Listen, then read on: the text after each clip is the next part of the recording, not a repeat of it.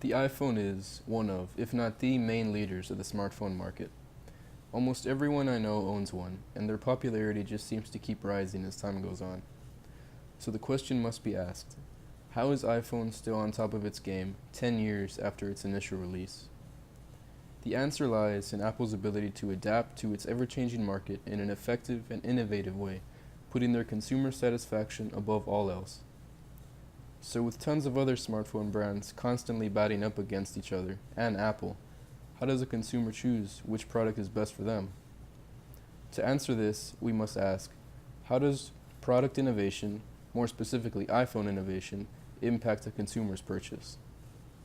To determine this, I found several secondary sources in an effort to understand how a company like Apple goes about manufacturing and innovating their products in a market oversaturated with ones just like theirs.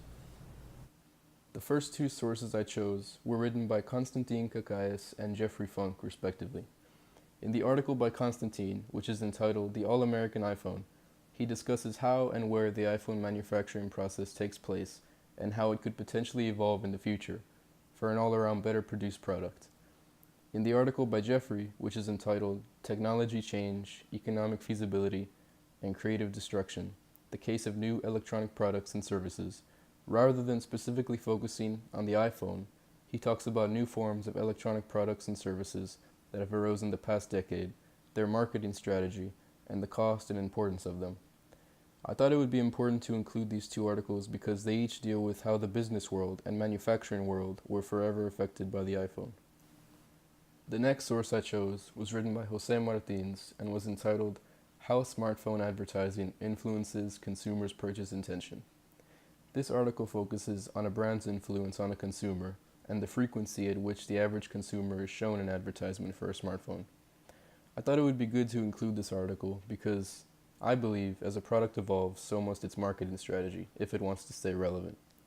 Just the other day, I saw an advertisement for an iPhone X conveying the message that privacy matters, and that if privacy matters to us as consumers, then we should invest in a phone that cares about our privacy. Little things like this have a big effect on how we go about our purchases, and this article describes that idea perfectly. The next two sources I chose were written by Milivoj Markovic and Daniel D. Garcia Swartz, respectively. The article by Markovic, entitled Product Innovation, Process Innovation, and Competitive Lessons from Consumer Electronics Industry, focuses on how Apple laid the groundwork for what makes a good smartphone, and needs to keep on evolving and innovating when it comes to the iPhone if they want to remain on top. The article by Daniel, entitled Network Effects on the iPhone Platform, an Empirical Examination, focuses on how listening to and utilizing your consumer base to your advantage is key when looking to grow and advance your product and company. He demonstrates this by showing evidence of a substantial growth of the iPhone's popularity after apps had been submitted in the early days of the product. Although all of these sources, and the last two specifically, provided some research-supported insight as to how Apple evolves and responds to the constantly changing market around them, and to how consumers' interests fluctuate over the years, they failed to address what I believe to be the target audience of each smartphone manufacturer, which is teenagers. In response to this, I thought it would be best to conduct an experiment that tested the extent at which product innovation affects a consumer's purchase. I designed this experiment in a way that gave the subjects participating in it two different scenarios to deal with. The first scenario involved the subjects being shown two pictures, one of an iPhone X and the other of a Samsung Galaxy S10, equally new phones released around the same time.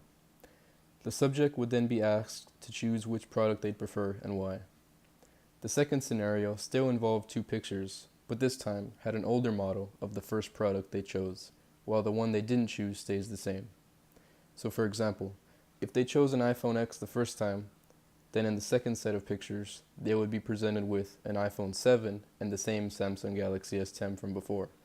And if they chose a Samsung Galaxy S10 the first time around, the second set of photos involved a Samsung Galaxy S7 and the iPhone X from before. They were then asked to choose which they would prefer now and why. This experiment was done on juniors that attend early college high school in Harlingen, Texas. I ended up being able to experiment on 8 total students, and the results were pretty surprising.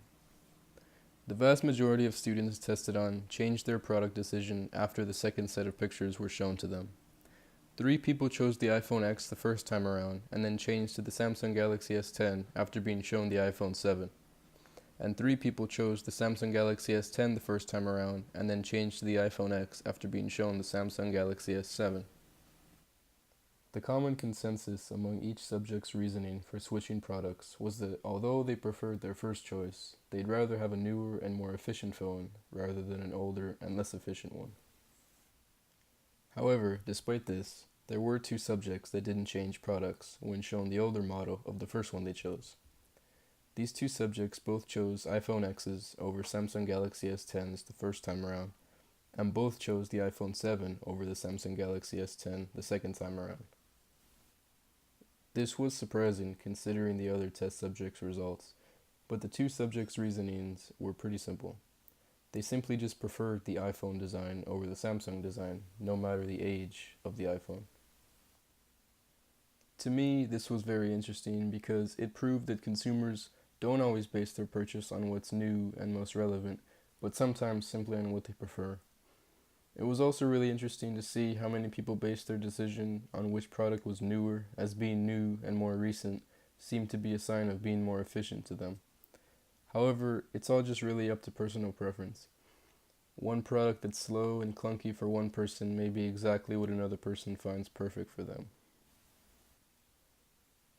So, to answer my question from before, which was, how does product innovation, more specifically iPhone innovation, impact a consumer's purchase?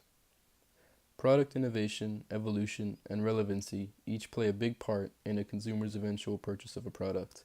However, in the rare case that it doesn't, it's just up to the consumer's personal preference and what they find suitable for themselves that determines their purchase. So, the next time you find yourself about to make a purchase of a smartphone, you should take a step back and try to realize what's truly influencing your purchase. Is it an urge to own a product that's relevant? A product that's more efficient than your previous one? Or simply one you prefer, no matter the age or relevancy of it? Whatever the case may be, you should always be aware of the products being marketed to you on a day-to-day basis, and always try and choose the best one for you. Thank you for listening.